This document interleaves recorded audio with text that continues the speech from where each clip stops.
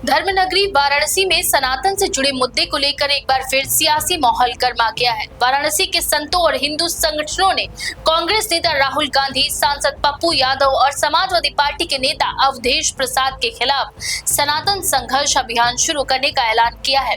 संतों का ये कहना है कि जिन बयानों और गतिविधियों से सनातन समाज की भावनाएं आहत हुई हैं, उनका पूरे देश में विरोध किया जाएगा।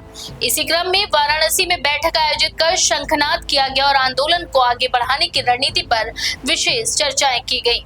इस बीच वाराणसी के कोतवाली थाने में राहुल गांधी, पप्पू यादव और अवधेश प्रसाद के खिलाफ शिकायत दर्ज किए जाने की भी जानकारी सामने आई है। शिकायत के आधार पर पुलिस नियमानुसार मामले की जांच और आवश्यक कानूनी प्रक्रिया आगे बढ़ा रही है। इस बैठक में मौजूद संतों ने कहा कि वे लोकतांत्रिक और कानूनी तरीकों से अपना विरोध जारी रखेंगे। इसके साथ ही उन्होंने सनातन समाज से एकजुट होकर अभियान में शामिल होने की अपील की है।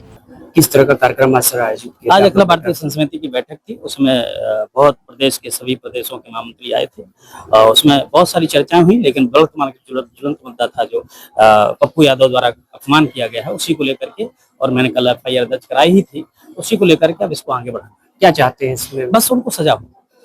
वहीं इस पूरे घटनाक्रम के बाद प्रदेश की राजनीति भी गर्मा गई है। अब सभी की निगाहें इस बात पर टिकी हुई है कि आगे क्या फैसला होगा।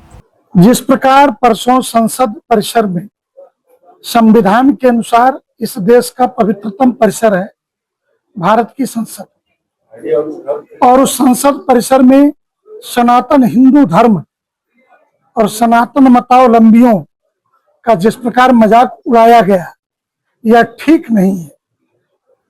और राजेश रंजन यादव और पप्पू यादव साधु का कपड़ा, भगवा वस्त्र पहन करके अवधेश प्रसाद के चरणों में जो गिर रहा था बार बार, क्या दिखाने की कोशिश की गई। और राहुल गांधी पैसे डाल रहे थे। राहुल गांधी ने कैसे राम जन्मभूमि मंदिर निर्माण के लिए धन दिए। 22 वकील कांग्रेस ने बाबरी मस्जिद एक्शन कमेटी की तरफ से उतारे थे। इन सारी परिस्थितियों में सनातन को निशाना बनाया जाना, साधु संतों को निशाना बनाया जाना, तो पानी सर के ऊपर बह चुका है। और अब हम दो हाथ करने को तैयार हैं। काशी सनातन हिंदू धर्म की राजधानी है, इसलिए काशी से संघर्षों का आगाज हमने कर दिया है। और अब जुबानी जमा खर्च, जुबान नहीं चलेगी, अब परिणाम दिखेंगे देश को। इसलिए संत समिति ने निर्णय लिया। अखाड़ा परिषद ने अलग प्रेस कॉन्फ्रेंस की, विश्व हिंदू परिषद ने कल ही पूरे देश में प्रदर्शन किए। श्री काशी विद्वत परिषद, जो सनातन हिंदू धर्म की सर्वोच्च विद्वत संस्था है, उसने अपनी विद्वता और शास्त्रीयता के बूते हमें समर्थन प्रदान किया। इस सब के साथ हम मिलकर के सनातन धर्म की रक्षा के लिए, अब हमारे पास कोई चारा नहीं बचा। अरे हम राजनीति में इन्वॉल्व है नहीं। अरे हमने बंगाल के चुनाव में भी हिंदुओं से इतना ही कहा कि अपनी बहन बेटियों की रक्षा चाहते हो तो सरकार बदलनी होगी, राजनीतिक रूप से नहीं। अगर उत्तर प्रदेश में बहन बेटियों को सुरक्षा मिले तो हिंदू को क्या दिक्कत है कोई और सरकार बनाने की। लेकिन जब हिंदुओं के साथ अत्याचार होगा तो हिंदू धर्माचार्य मौन नहीं रह सकता।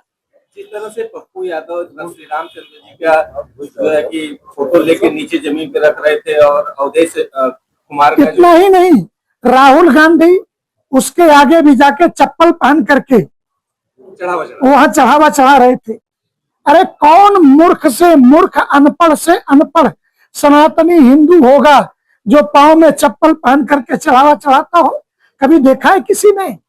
बाप पारसी, माँ ईसाई, और उसकी औलाद जो है, बाप के मरने पर जिन लोगों ने राहुल गांधी के रक्त के सैंपल को डीएनए टेस्ट के लिए नहीं दिया कि राजीव गांधी के लाश की पहचान हो सके, ऐसे दोगले चरित्र के लोग अब सनातन धर्म के बारे में टिप्पणियां करेंगे और देश के धर्माचार्य बर्दाश्त करेंगे? ये अब संभव नहीं है।